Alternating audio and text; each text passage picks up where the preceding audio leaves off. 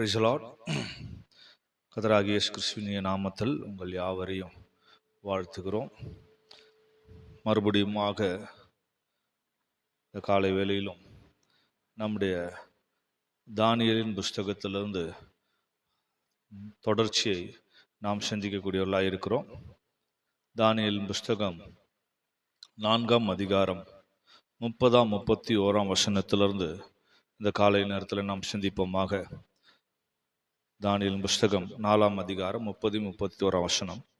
இது என் வல்லமையின் பராக்கிரமத்தினால் என் மகிமை பிரதாபத்துக்கென்று ராஜ்யத்திற்கு அரமனையாக நான் கட்டின மகா பாபிலோன் அல்லவா என்று சொன்னான்.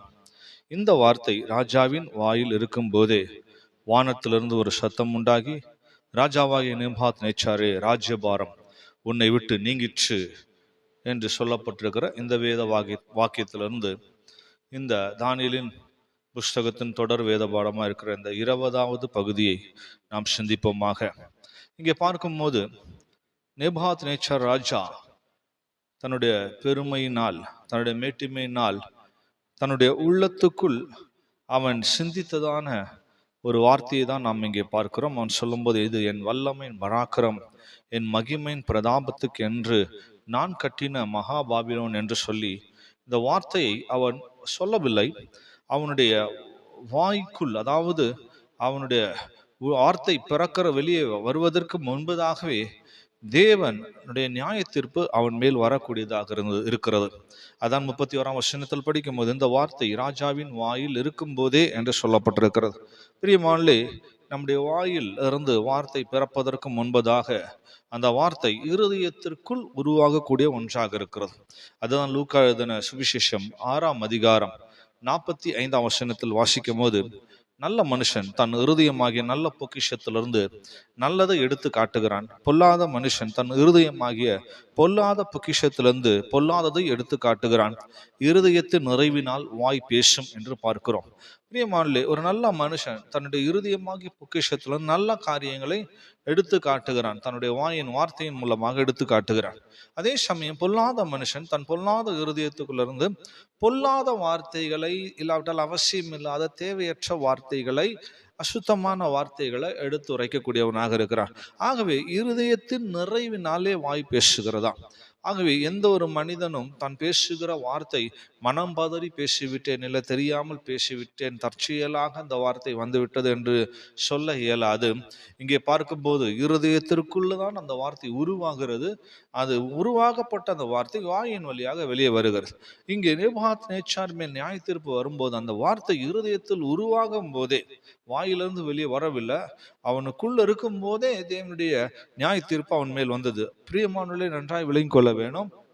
நம்முடைய வாயின் வார்த்தைகள் தேவன் நியாய தீர்ப்புக்கு எதுவாக நம்மை கொண்டு போய் விட்டுவிடக் கூடாது. மத்தேயு எழுதின சுவிசேஷம் 15ஆம் அதிகாரம் 18ஆம் வசனத்தில் வாசிக்கும் போது, வாயிலிருந்து புறப்படுகிறவைகள் இருதயத்திலிருந்து புறப்பட்டு வரும், அவைகளே மனுஷனை தீட்டுப்படுத்தும் என்று படிக்கிறோம். வாயிலிருந்து புறப்பட்டு வருகிற ஒவ்வொரு வார்த்தை மனிதனை தீட்டுப்படுத்தக்கூடியதாக இருக்கிறது. ஆகவே பிரியமானே, நம்மையும் அந்த வார்த்தைகள் தீட்டுப்படுத்தி விடும், அதை கேட்கிறவர்களையும் தீட்டுப்படுத்தும். ஆகவே நாம் பேசும் ஒவ்வொரு வார்த்தைகளை குறித்தும் கவனமாக, எச்சரிப்பாக, ஜாகிரதையாக இருக்க வேண்டியது அவசியமாக இருக்கிறது.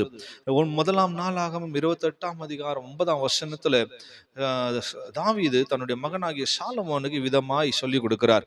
என் குமாரனாகிய சாலமோனே, நீ உன் பிதாவின் தேவனை அறிந்து அவரை உத்தம இருதயத்தோடும் உற்சாக மனதோடும் சேவி.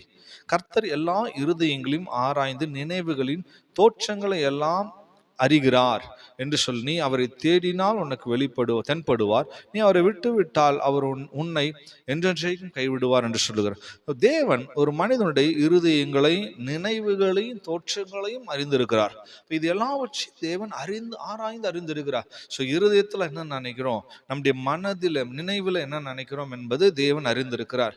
ஸோ வெளியில வார்த்தைகளில் சொல்லும் போது நான் மனம் பதறி பேசிவிட்டேன், இல்லை தெரியாமல் சொல்லிவிட்டேன் என்று தற்செயலாக வார்த்தை வந்துவிட்டது, தவறுதலாய் வந்து விட்டது என்றெல்லாம் சொல்லலாம். ஆனால் தேவன் இருதயங்களை பார்க்கிறவர், ஆராய்ந்து பார்க்கிறவர், நினைவுகளின் தோற்றங்களை ஆராய்ந்து பார்க்கிறவர் என்று சொல்லப்பட்டிருக்கிறது. ஆகவே அப்போ தேவன் அவைகளையும் ஆராய்ந்து அறிந்திருக்கிற அப்படின்னா நாம் மிக கவனமாய் ஜீவிக்க வேண்டியது அவசியம். ரோமர் 8:27 வாசிக்கும் போது, ஆவியானவர் தேவனுடைய சித்தத்தின்படி பரிசுத்தவான்களுக்காக வேண்டுதல் செய்கிறபடினால் இருதயங்களை ஆராய்ந்து பார்க்கிறவர் ஆவியின் சிந்தை இன்னதென்று அறிவார் என்று படிக்கிறோம். ஆகவே நம்முடைய இருதயங்களை ஆராய்ந்து ஆவியின் சிந்தை, நம்முடைய சிந்தை, நம்முடைய மனது எப்படி இருக்கிறது என்பதை ஆராய்ந்து அறிந்திருக்கிறார். ஆகவே நாம் பேசுகிற வார்த்தைகளிலே தேவன் முன்னதாகவே அதை அறிந்து கொள்ளுகிறார். ஏனென்றால் அவர் முன்னதாகவே இருதயத்தை ஆராய்கிறவர், மனதை ஆராய்கிறவர்.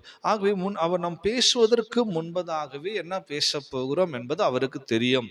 ஆகவேதான் அங்கே நேபுகாத்நேச்சர் ராஜா பேசுவதற்கு முன்பதாக வாய்க்குள் அந்த வார்த்தை இருந்தபோது வெளிப்படவில்லை.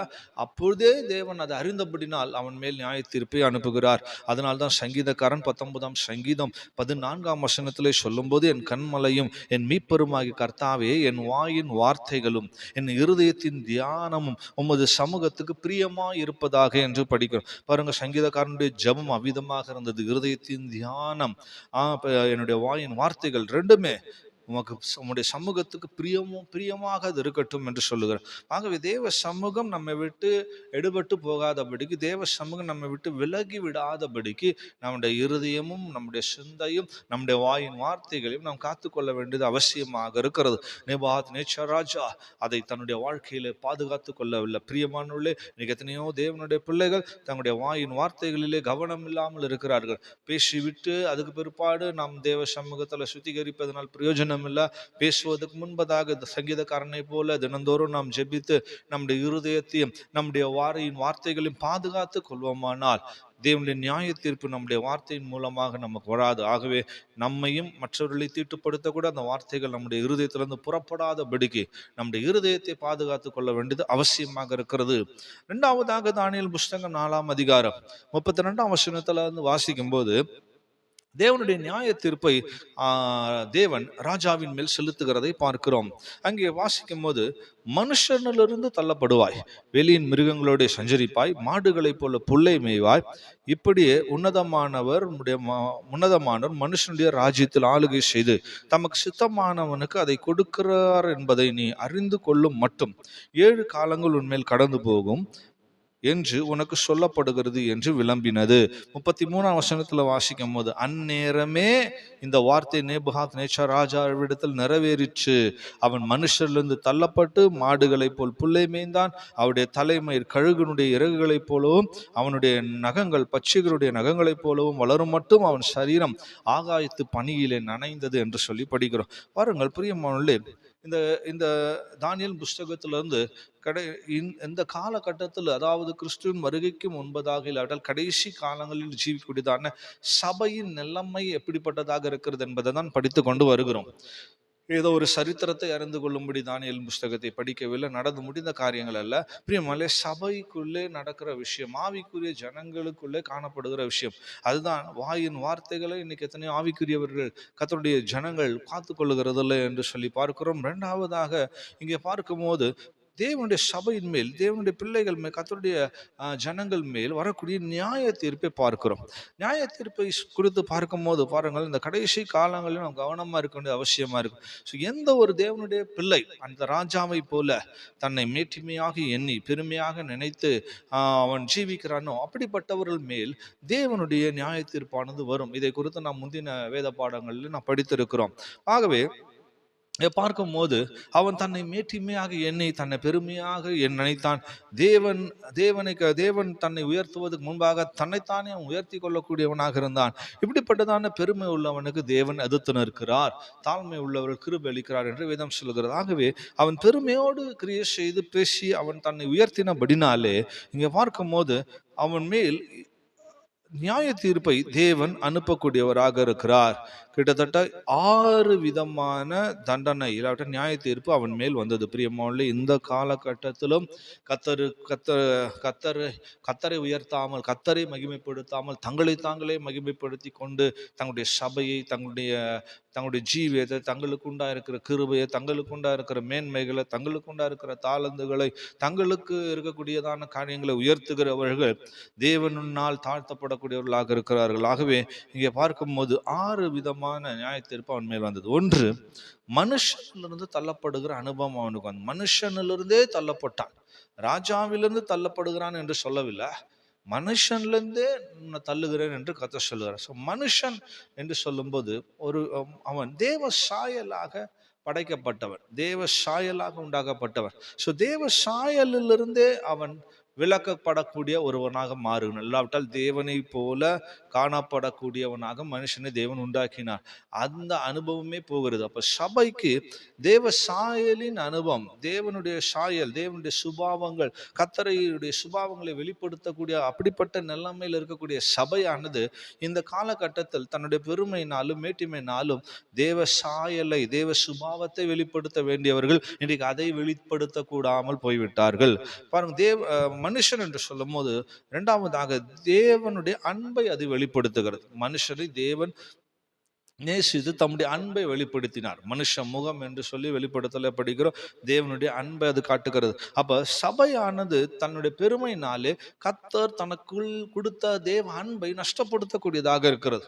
ஆதி காலங்களில் இருந்த அன்பை இன்றைக்கு சபைக்குள்ளே பார்க்க முடிகிறது இல்லை, தேவ ஜனத்துக்குள்ளே பார்க்க முடியாதான். வெளிப்படுத்தல வாசிக்கும் 2ஆம் அதிகாரத்தில் 4ஆம் வசனத்தில் வாசிக்கும் போது, நீ ஆதியிலே கொண்டிருந்த அன்பை விட்டாய் என்று உன் பேரில் எனக்கு குறை உண்டு என்று ஆவியானவர் சொல்லுகிறார். பாருங்க, ஆதி சபை இருந்துதான் அந்த கிறிஸ்துவின் அன்பு இன்றைக்கு நாம் பார்க்க முடிகிறது இல்லை. ஆதி காலங்களில் ஒரு ஆத்மா சபைக்குள்ள வரும்போது அப்படி அன்பு கூர்ந்து நேசித்து அவர்களுக்காக கிரியை செய்ததான அந்த அனுபவங்கள் இன்றைக்கு சபைகளிலே இல்லை. வருகிறவர்கள் அவர்கள் வேலையா வருகிறாங்க, அவங்க வேலை முடிந்தால் அவங்க கிளம்பி போகிறார்கள். சபைக்குள்ள பார்க்கும்போது ஒருவரோடு ஒருவர் அன்பு கூறுகிற அனுபவங்கள் இல்லை.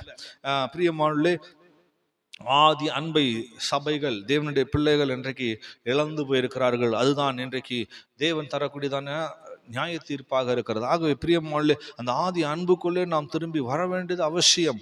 ஆதி அன்புன்னு சொல்லும் போது அபிஷேகத்தினால் உண்டான ஒரு அனுபவம், கர்த்தருடைய அன்பை நம்முடைய இருதயங்களுக்குள்ள ஆவியானவர் ஊற்றி வைத்திருக்கிறார். ஸோ இன்றைக்கு அதனால் அந்த அன்பின் அனுபவம், அந்த அன்பின் ஆவியினால் உண்டாகிற அனுபவம், இல்லாட்டி ஆவியானவரால் உண்டாகிற அந்த அன்பின் அனுபவம் இன்றைக்கு சபைகள் இழந்து போய் கொண்டிருக்கிறது. அப்படிப்பட்ட அனுபவங்கள் நஷ்டப்படுத்தி கொண்டிருக்கிறார்கள். ஆகவே அந்த ஆதி அன்பினால் நிரப்பப்படுகிற அந்த அபிஷேகத்தின் அந்த நிறைவை இன்றைக்கு சபைகளுக்குள்ளே பார்க்க முடிகிறது இல்லை. பிரியமானவர்களே, இரண்டாவதாக நாம் பார்க்கும்போது அங்க சொல்லப்பட்டிருக்கிற நியாயத்தீர்ப்பு, மிருகங்களோடு நீ சஞ்சரிப்பாய். தேவத்தோடு சஞ்சரிக்கும்படியாக மனுஷனை உண்டாக்கினார். பகலில் குளிர்ச்சியான வேளையில் மனிதனோடு தேவன் சஞ்சரிப்பார். ஆதி நாட்களில் பார்க்கும்போது ஏனோக்கு தேவனோடு சஞ்சரித்து கொண்டிருந்தார் என்று படிக்கிறோம். நோவா தேவனோடு சஞ்சரித்து கொண்டிருந்தார். ஆனால் இங்கே பார்க்கும்போது தண்டனையை பாருங்கள், மிருகங்களோடு நீ சஞ்சரிப்பாய். பிரியமானவர்களே, நாம் யாரோடு சஞ்சரிக்கிறோமோ அவர்களைப் போல நாம் மாறுகிறோம். தேவத்தோடு சஞ்சரிக்கிறோம், தேவத்தை போல மாற முடியும். மிருகங்களோடு சஞ்சரிக்கிறவர்கள் அந்த மிருகங்களை போல தான் மாற முடியும். ஆகவே நீதிமொழிகள் 13ஆம் அதிகாரம் 20ஆம் வசனத்துல வாசிக்கும் போது, ஞானிகளோடு சஞ்சரிக்கிறவன் ஞானம் அடைவான் என்று அதனால தான் சொல்லப்பட்டிருக்கு. ஸோ நாம் யாரு கூட அட்டாச்சா இருக்கிறோம், யாரு கூட சஞ்சரிக்கிறோம், யாரோடு சேர்ந்து பழகிறோமோ அவர்களை போல நாம் மாறுகிறோம். ஆங்கிலத்தில் கூட ஒரு பழமொழி உண்டு, உன் சிநேகிதனை பற்றி சொல்லு, நான் உன்னை பற்றி சொல்லுகிறேன். நம்ம யார் கூட பழகிறோமோ அவங்கள பற்றி சொன்னால் நம்ம கேரக்டர் எப்படி இருக்குன்றத மற்றவர்களால் புரிந்து கொள்ள முடியும். பிரியமானவர்களே, இங்கே பார்க்கும்போது இரண்டாவது அனுபவம் மிருகங்களோடு சஞ்சரிக்கிற ஒரு அனுபவம். மிருகங்கள் என்று சொல்லும்போது மிருக குணம் உள்ளதான அந்த மனிதர்கள், இல்லாவிட்டால் மிருகங்களை போல கிரியை செய்யக்கூடியதான மனிதர்கள். நீதிமொழிகளில் வாசிக்கும் போது 12ஆம் அதிகாரம் 1ஆம் வசனத்தில் படிக்கும் போது, புத்திமதிகளை விரும்புகிறவன் அறிவை விரும்புகிறான், கடிந்து கொள்ளுதலை வெறுக்கிறவனும் மிருக குணம் உள்ளவன் என்று சொல்லும். கடிந்து கொள்ளுதலை வெறுக்கிற ஜீவியம் மிருக குணத்தின் ஜீவியம். மிருகங்களை போய் கடிந்து கொண்டு பாருங்க, உடனே அது அதோடைய சுபாவத்தை வெளிப்படுத்தும். அதை நம்ம எதிர்க்கும் போது அதுவும் நம்ம எதிர்க்கக்கூடிய ஒரு அனுபவம் உண்டாகும். அப்போ மிருக குணம் என்று சொல்லும்போது கடிந்து கொள்ளுதலை வெறுக்கிறவர். இன்னைக்கு பல சபைகளில் பல தேவனுடைய பிள்ளைகளை பார்க்கும் போது சபையில் உண்டாகிறதான அந்த சுவிசேஷத்துக்கு, அந்த உபதேசத்துக்கு அநேகர் கீழ்ப்படுகிறது இல்லை. சிலர் கடிந்து கொண்டு உபதேசிக்கும் போது அதற்கு எதிர்த்து கிரியை செய்வார்கள், இல்லாவிட்டால் அப்படிப்பட்ட சபையை விட்டு விலகுவார்கள், இல்லை அந்த ஊழியக்காரர் தங்களை விட்டு மாறும்படி பிரயாசப்படுவார். அப்ப கடிந்து கொள்ளுதலை இன்றைக்கு சபை வெறுக்கிறது, கடிந்து கொள்ளுதலை விரும்புகிறது இல்லை. கடிந்து கொள்ளுதலால நம்முடைய ஜீவியம் பரிசுத்தம் ஆகிறது, நம்முடைய ஜீவியம் சரி சுத்திகரிக்கப்படுகிறது என்பதை இன்றைக்கு பலரும் விளங்கி கொள்ளுகிறது இல்லை. ஆகவே அது மாத்திரமல்ல, சங்கீதத்தில் படிக்கும் போது 92ஆம் சங்கீதம் 5:6 படிக்கும், கர்த்தாவே உமது கிரியைகள் எவ்வளவு மகத்துவமானவைகள், உம்முடைய யோசனைகள் மகா ஆழமானவைகள், மிருக குணம் உள்ள மனுஷன் அதை அறியான் என்று சொல்லப்பட்டிருக்கு. ஸோ தேவனுடைய கிரியைகளை, அவருடைய கிரியைகளை அறியாதவர்கள், அந்த அறிவில்லாதவர்கள் மிருக குணம் உள்ளவர்களாம். இப்போ கர்த்தர் செய்கிற நன்மைகளை குறித்த உணர்வு, கர்த்தர் செய்கிற கிரியைகளை குறித்த உணர்வு, கர்த்தர் செய்கிறதான அதிசயங்களை குறித்ததான உணர்வு இல்லாம, கர்த்தரை துதிக்காம நன்றி சொல்லாம தேவனுக்கு நன்றியாய் ஜீவிக்காம இருக்கிறவர்கள் மிருக குணம் உள்ளவர்கள். ஸோ மிருகங்களுக்கு இருக்கக்கூடிய இந்த சுபாவங்களை இன்றைக்கு சபையில் இருக்கக்கூடிய தேவனுடைய பிள்ளைகள் உடையவர்களாய் மாறுகிறாங்க. ஸோ நம்ம யாரு கூட சஞ்சரிக்கிறோம் என்பது மிக முக்கியம். பிரியமானே, இன்றைக்கு இப்படிப்பட்ட மிருக குணம் உடையவர்கள் சபைகளிலே பெருகிவிட்டார்கள். ஸோ தேவனுடைய சத்தியங்கள் சொல்லும் போது, வார்த்தைகளை சொல்லும் போது அதை கீழ்ப்படுகிறது இல்லை, அதுக்கு எதிர்த்து நிற்கிறவர்களாக, அதற்கு விரோதமாய் பேசி கிரியை செய்கிறவர்களாக இருக்கிறார்கள். அது மாத்திரமல்ல, கர்த்தருடைய கிரியைகளுக்காக அவரை மகத்துவங்களை உயர்த்தாமல் இருக்கிறவங்க, கர்த்தரை மகிமைப்படுத்தாமல் இருக்கிறவங்க, நன்றி சொல்லாமல் இருக்கிறவங்க மிருக குணம் உள்ளவங்களா இருக்கிறாங்க. ஸோ இப்படிப்பட்ட ஆட்களோடு சேர்ந்து நாம் சஞ்சரிக்கிறவர்களாய் மாறிவிடக் கூடாது. ஸோ நல்லா விலை கொள்ளுங்க, கர்த்தரோடு சஞ்சரிக்க வேணும், தேவ ஜனங்களோடு, தேவ சித்தம் செய்கிறவர்களோடு சஞ்சரிக்க வேணும், பரிசுத்தவான்களோடு சேர்ந்து சஞ்சரிக்க வேணும், அப்படி நீதிமான்களோடு சேர்ந்து சஞ்சரிக்க வேணும், ஞானிகளோடு சேர்ந்து சஞ்சரிக்க வேணும். ஸோ அப்படிப்பட்டவங்களோடு நாம் சபையில் ஐக்கியத்தை வைத்து கொண்டால்தான் நாம் பாதுகாப்பா இருந்து நாம் பரலோக ராஜ்யத்துக்கு குற்றமற்றவர்களாய் போக முடியும். ஏதோ சபையில யாரு கூடவோ ஐக்கியமா இருக்கிறேன் என்று நினைத்துக் கொண்டு இப்படிப்பட்ட பொல்லாத ஆட்களோடு ஐக்கியத்தை வைத்துக் கொண்டு ஜீவிப்பதுதான் இன்றைக்கு தேவனுடைய பிள்ளைகள் மேல் வரக்கூடிய இரண்டாவது ஒரு நியாய தீர்ப்பா இருக்கிறது. ஸோ பெருமை நிமித்தமாக இன்றைக்கு இப்படிப்பட்ட ஐக்கிய சபையிலே பெருகிவிட்டது. இப்படிப்பட்டதான ஒரு ஃபெலோஷிப்குள்ள இன்னைக்கு மனிதர்கள் சேர்ந்து விட்டார்கள். மூன்றாவதாக அங்கே பார்க்கும் போது, மாடுகளை போல நீ புல்லை மேய்வா என்று சொல்லப்படும். ஸோ மாடுகளை போல புல்லை மேய்கிற அனுபவம். புல் என்று சொல்லும் போது சாதாரணமான ஒரு சத்தியத்தை அது வெளிப்படுத்துகிறது, சாதாரணமான சுவிசேஷங்களை வெளிப்படுது. தானியங்களை உட்கொள்ளும்படி தான் தேவன் வைப்பது. தானியம் என்று சொல்லும் போது பலமான சத்தான ஒரு ஆகாரமாக இருக்கு. ஆனா தானியம் சாப்பிடாமல் புல்லை மேய்கிற அனுபவம், புல்லை மேய்கிற அனுபவம் என்று சொல்லும் போது வேதத்தில் அதை வாசிக்கும் போது எபிரேயர் 5ஆம் அதிகாரம் 12ஆம் வசனத்துல பார்க்கும் போது பவுல் சொல்லுகிறார், காலத்தை பார்த்தால் போதகர்களாய் இருக்க வேண்டிய உங்களுக்கு தேவனுடைய வாக்கியங்களின் மூல உபதேசங்களை மறுபடியும் உபதேசிக்க வேண்டியதா இருக்கிறதே. நீங்கள் பலமான ஆகாரத்தை அல்ல பாலை உண்ணத்தக்கவர்கள் ஆனீர்கள். பாருங்க, பார்க்கும்போது பலமான ஆகாரத்தை சாப்பிட்ற மாதிரி இருக்கு, போதகர்களாக இருக்க வேண்டியவர்கள். ஆனால் இப்போ காலகட்டத்தை பார்த்தா என்ன நடக்குது? பாலை உண்ணத்தக்கவர்களாக, சாதாரண புல்லை மேய்கிறவர்களாக அது போதும் என்று எண்ணிக்கொள்கிறார். ஆகவே ஜீவியத்தில் வளர்ச்சிகள் இல்லை, முன்னேற்றங்கள் இல்லை. பலமான ஆகாரத்தை விரும்ப வேணும், பலமான ஆகாரத்தை உட்கொள்ள வேணும், ஆழமான சத்தியங்களை உட்கொள்ள வேணும், ஆழமான உபதேசங்களை உட்கொள்ள வேணும். சும்மா ஏதோ சாதாரண மாடுகள் மேய்கிற புல்லை போல ஏதோ சபைக்கு சென்று சாதாரணமான ஏதோ கதைகளை கேட்டு கொண்டு, பிரசங்கம் என்கிற பேரில் கதைகள், கட்டுக்கதைகள், இல்லாவிட்டால் அது யாருக்கும் நடந்த உதாரணங்களை கேட்டுக்கொண்டு, இல்லை யாருக்கும் நடந்ததான சாட்சிகளை கேட்டுக்கொண்டு, இல்லாவிட்டால் ஏதோ சாதாரண ஒரு 5 நிமிடம் 10 நிமிட பிரசங்கத்தை கேட்டு அதில் திருப்தி ஆகிவிட்டு வரதல்ல தேவனுடைய சபை. அப்படிப்பட்ட அனுபவத்தை தேவன் தரவில்லை. ஆனால் இன்னைக்கு சபைகள் அப்படி மாறுவது காரணம், இன்னைக்கு பிரசங்கங்கள் பார்த்தால் கதைகளாக நடக்கிறது, இல்லாவிட்டால் பிரசங்கங்கள் பார்த்தால் இன்றைக்கு படங்கள் வழியாக காட்டுகிறார்கள், பிரசங்கங்களை பார்த்தால் சாட்சி நேரங்களாக மாற்றி விடுகிறார்கள். இப்படி பல விதமான காரியங்கள் செய்து ஒரு சாதாரண ஒரு 2 வார்த்தையை சொல்லி பிரசங்கம் பண்ணி முடிச்சிடறாங்க. அதில் இன்னைக்கு சபை திருப்தி ஆகுது. பிரியமானவர்களே, அது சபை மேல் வந்த நியாய தீர்ப்பு கடைசி நாட்களில் நன்றாய் விளங்கிக் கொள்ள வேணும். பெருமை பாராட்டி அது தன்னைத்தானே உயர்த்தி இன்னைக்கு இப்படிப்பட்ட நியாய தீர்ப்புகளை வந்துடுச்சு. ஆகவே சபைக்கு ஆண்டவர் இன்றைக்கு புல்லை கொடுத்து கொண்டிருக்கிறார், அதை சாப்பிட்டு இது திருப்தியா இருக்குது. பிரியமான பலமான ஆகாரம், சத்தான ஆகாரத்தை உட்கொள்ள வேண்டும் சபை. 4ஆவதாக பார்க்கும் போது தலை மயிர் கழுகனுடைய இறகை போல இருந்தது என்று சொல்லப்பட்டிருக்கிறது. பாருங்க, கழுகின் இறகை போல இருந்ததுதான். பிரியமானே, கழுகுன்னு சொல்லும் போது உபாகமம் 14ஆம் அதிகாரத்துல பார்க்கும்போது அது ஒரு அசுத்தமான பறவை. அசுத்தமான பறவைகளுடைய லிஸ்ட்ல வர்றதுதான் கழுகு. அப்ப தேவன் நம்மை சுத்தமான அவர்களாய் ஜீவிக்கும்படி தான் அழைத்திருக்கிறார். அசுத்தமாய் ஜீவிக்கும்படி அழைக்கவில்லை. ஆண்டவர் பரிசுத்தத்துக்கு என்று நம்மை அசுத்தத்திற்கு அல்ல, பரிசுத்தத்துக்கு என்றே நம்மை அழைத்தார் என்று வேதம் சொல்லுகிறது. பார்க்கவே சுத்தமான ஒரு பறவையாக இல்லை, சுத்தமான ஒரு ஜீவசைகளாக இருக்கிறார். அதனால தான் வேதத்தில் வாசிக்கும் சங்கீதக்காரன் சொல்றார், 68ஆம் சங்கீதம் 13ஆம் வசனத்துல, நீங்கள் அடுப்பினிடையில் கிடந்தவர்களாயிருந்தாலும் வெள்ளியினால் அலங்கரிக்கப்பட்ட புறா சிறகுகள் போலவும் பசும்பொன் நிறமாகி அதன் இறகுகளின் சாயலாக இருப்பீர்கள்.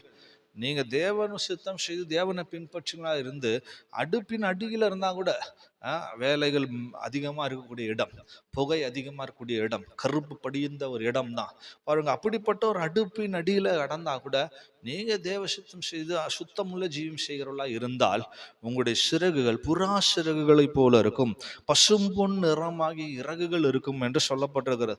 அப்ப புறா என்பது சுத்தமான மிருகங்களுடைய லிஸ்ட்ல வருது, அதே உபாகம் 14ஆம் அதிகாரத்தில். ஆகவே வாசிக்கும் இங்கே பார்க்கும்போது சுத்தமான ஜீவம் செய்யும்படி தேவன் அழைத்திருக்கிறார். ஸோ எங்க இருக்கிறோம் என்பது முக்கியமல்ல. புறாவை போல வெண்மையாக பசும்பொன் நிறமான சிறகுடையவர்களாக, பசும்பொன் நிறமான சுத்தமான பரிசுத்தத்தை இது வெளிப்படுத்துகிறது. ஸோ பரிசுத்தமான ஒரு ஜீவம் செய்யும்படியாக தேவன் ஏற்படுத்தியிருக்கும் போது அங்கே பார்த்தா கழுகின் சிறகுகள் கொடுக்கப்படும். ஸோ இன்றைக்கு சபையானது அந்த பரிசுத்தமான சிறகுகளோடு கூட ஜீவிக்கிற அனுபவம் இல்லை, புறா சிறகுகளோடு கூட ஜீவிக்கிற அனுபவம் இல்லை. ஏதோ ஒரு சிறகுகள் இருக்கு, ஏதோ ஒரு சட்டைகள் இருக்கு, அது போதும் நினைக்கிறாங்க. பிரியமானவர்களே, அது கழுகின் சிறகுகள், கழுகின் சட்டைகள். தேவன் அதற்காக நம்மை அழைக்கவில்லை, அசுத்தத்திற்காக தேவன் அழைக்கவில்லை. அதனாலதான் வெளிப்படுத்தல் 22ஆம் அதிகாரம் 11ஆம் வசனத்துல வாசிக்கும் போது, அசுத்தமா இருக்கிறவன் இன்னும் அசுத்தமா இருக்கட்டும், பரிசுத்தமா இருக்கிறவன் இன்னும் பரிசுத்தமா இருக்கட்டும் என்று சொல்லுகிறார். இதோ சீக்கிரமாய் வருகிறேன், அவனுடைய கிரியைகளின்படி அவனவனுக்கு அளிக்கும் பலன் என்னோடு கூட வருகிறது என்று சொல்லப்பட்டிருக்கு. அசுத்தமா இருக்கிறவங்க, கழுகின் சிறகுகளோடு இருக்கிறவங்க அப்படியே இருக்கட்டும், பரிசுத்தமா இருக்கிற புறாகின் சிறகுகளோடு இருக்கிறவங்க அப்படியே இருக்கட்டும் சொல்ற. இப்ப நம்ம எப்படிப்பட்ட சிறகுகளோட சபைக்குள்ள இருக்கிறோம் என்பது மிக முக்கியம். அப்படிப்பட்ட ஒரு ஜீவம் செய்ய வேணும். ஆனா நியாய தீர்ப்பு பாருங்க, கழுகின் சிறகுகளோடு ஜீவிக்கும்படி வைத்து விடுகிறது. ஸோ 5ஆவதாக நியாய தீர்ப்பின் அனுபவம் எதை வெளிப்படுத்துகிறது? அவனுடைய நகங்கள் பட்சிகளுடைய நகங்களை போல இருந்தான். நகங்கள் சாதாரணமா இருந்தா பரவாயில்ல, பட்சிகளின் நகங்களை போல இறையை பற்றி பிடிக்கிற, இறையை பீறி போடுகிற அப்படிப்பட்ட நகங்கள் தான் பட்சிகளின் நகங்கள். ஸோ அது போல இருக்கிறதா. அது எதை வெளிப்படுத்துகிறது? மற்றவர்களுக்கு தீமை செய்யக்கூடிய, மற்றவர்களுக்கு விரோதம் செய்யக்கூடிய, மற்றவர்களுக்கு விரோதமாக கிரியை செய்யக்கூடியதான ஒரு சுபாவத்தை அது காட்டுகிறது. அப்போ அப்படிப்பட்டதான அனுபவம் நமக்கு இருந்து விடக்கூடாது. பிலிப்பியர் 2ஆம் அதிகாரம் 15ஆம் வசனத்துல வாசிக்கும் போது, கூணலும் மாறுபாடுமான சந்ததியின் நடுவிலே குற்றமற்றவர்களும் கபடற்றவர்களும் தேவனுடைய மாசற்ற பிள்ளைகளா இருக்கும்படிக்கு என்று சொல்லப்படுறது. ஸோ மற்றவர்கள் முன்பாக, இந்த கோணலும் மாறுபாடுமான சந்ததிகள் முன்பாக கபடற்றவர்களா இருக்க வேண்டும். கபடற்றவர்களாய், ஆங்கிலத்தில் ஹார்ம்லெஸ் என்று சொல்லப்படுறது.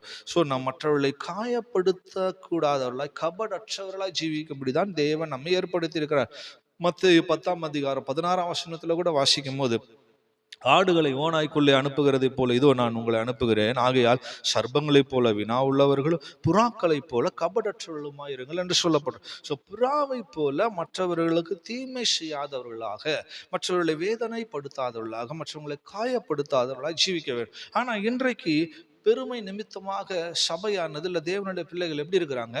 இன்றைக்கு சபைக்குள்ள வருகிற மற்றவர்களுக்கு வேதனை கொடுக்கிறவர்களா இருக்கிறார், காயப்படுத்துறவர்களா இருக்காங்க. அவங்களுடைய வார்த்தைகளால், கிரியைகளால், செயல்களால் இன்னைக்கு ஜனங்கள் சபைக்கு வருவது கூட யோசிக்கிறாங்க. அப்போ போகாம இருந்தா கூட சமாதானமா இருக்கலாம், போயிட்டு வந்தா சமாதானம் போதுன்னு சொல்றாங்க. ஏன்னா அங்க ஒரு சிலர் இருக்கிறாங்க, அவங்க பச்சைகளின் அகமுடையவர்கள், அவங்க மற்றவர்களை பீறுகிறவர்கள், அவங்க மற்றவர்களை காயப்படுத்துகிறவர், மற்றவர்களை வேதனைப்படுத்துகிறவர், மற்றவர்களை துக்கப்படுத்துகிறவர். ஸோ இப்படிப்பட்ட விதத்துல தேவன் இன்றைக்கு நியாய தீர்ப்பு கொடுத்துரு. அதனால சபைகள்ல சிலர் இப்படி இருக்கிறாங்க, நம்ம கவனமா இருக்க வேணும். அவங்க என்ன காயப்படுத்துறாங்க, அவங்க என்ன துக்கப்படுத்துறாங்க போனாலே என்று சொல்லி நாம் விலகி போகக்கூடாது. நாம கர்த்தருடைய சித்தம் செய்து கொண்டு போயிட்டே இருக்க வேணும். அவங்க மேல கர்த்தருடைய நியாய தீர்ப்பு வந்துருச்சு, அதனால அவங்க புறாவை போல இல்லாமல் கழுகின் நகம் போல, பட்சிகளை போல இருக்கிறாங்க, மற்றவர்களை பட்சிக்கும்படி பிரயாசப்பட்டு கொண்டிருக்கிறார். ஸோ ஓநாய்களுக்கு நடுவே தான் தேவன் நம்மை அனுப்பியிருக்கிறார். நாமோ புறாக்களை போல கபடற்றவர்களாய் நாம் ஜீவித்து விட்டு செல்ல வேணும். 6ஆவதாக அங்கே பார்க்கும்போது, அவன் சரீரம் ஆகாயத்தின் பனியிலே நனைந்தது என்று சொல்லி பார்க்கிறோம். பாருங்க, தேவன் எவ்வளோ சிறப்பாக பாதுகாப்பாக அரண்மனைக்குள் வைத்திருந்தார். அரண்மனைக்குள்ள ஒரு சேஃப்டியா ஒரு பாதுகாப்பாக அவன் காணப்பட்டான். சுகமாய் ஜீவித்து கொண்டிருந்தான். ஆனால் இப்போ பார்த்தா அவனுடைய சரீரம் ஆகாயத்தின் பனியில நனைகிறதா. ஆகாயத்தின் பனியில அந்த பனியில நனையக்கூடிய அனுபவம். ஒரு ஒரு ஈரமான ஒரு ஒரு பனியிலே ரொம்ப நேரம் ஒரு மனிதன் இருக்கும்போது அவன் அவன் மேல ஒரு ஈரம் வந்துடும். அது எதை காட்டுகிறது? கத்தருக்காக கிரியை செய்யக்கூடாதபடிக்கு அனல் அற்ற ஜீவியம், கத்தருக்காக கிரியை செய்யக்கூடாதபடிக்கு தேவ வைராக்கியம் இல்லாத ஜீவியம். இப்போ இன்றைக்கு அநேகர் அப்படித்தான் இருக்கிறார். குளிரான நிலைமையில பனியில் நனைந்தவர்களாக குளிரான நிலைமையில ஒரு அனல் இல்லை, ஒரு அபிஷேகம் இல்லை, ஒரு தேவ வைராக்கியம் இல்லை. ஆதி நாட்கள்ல இதெல்லாம் இருந்தது. ஆனால் பெருமையினால் மேட்டிமையினாலே இன்றைக்கு பலரும் அதை இழந்து விட்டார்கள். அதனால்தான் தீமோத்தேயுவில் அப்போஸ்தலன் பவுல் சொல்லும் போது 2 தீமோத்தேயு 1 சொல்லும் போது, இது நிமித்தமாக நான் உன்மேல் என் கைகளை வைத்ததினால் உனக்கு உண்டான தேவ வரத்தை நீ அனல் மூட்டி எழுப்பி விடும்படி உனக்கு நினைப்பூட்டுகிறேன் என்று சொல்லப்படும். ஸோ அனல் மூட்டப்பட வேணும். சபை தேவனுடைய பிள்ளைகள் அனல் மூட்டி கொள்ள வேணும். ஸோ தேவனுடைய வரங்களை அனல் மூட்டி கொள்ள வேணும். அபிஷேகத்தை அனல் மூட்டி கொள்ள வேணும். அது மாத்திரமல்ல, ரோமர் 12:11 அசுதியாயிராமல் ஜாகிரதையாயிருங்கள், ஆவியிலே அனலாயிருங்கள் என்று சொல்லப்படும். ஸோ ஆவியின் பகுதியில் அனலா இருக்க வேணும். எனக்கு பார்த்தா சபைகளில் சரியான அபிஷேகம் இல்லை, அனலின் அனுபவம் இல்லை, ஒரு குளிர்ந்த நிலைமையில் இருக்கிறார்கள். அபிஷேகம் ஆராதனை ரொம்ப நேரம் நீண்டு விட்டால் சோர்ந்து போகிறார்.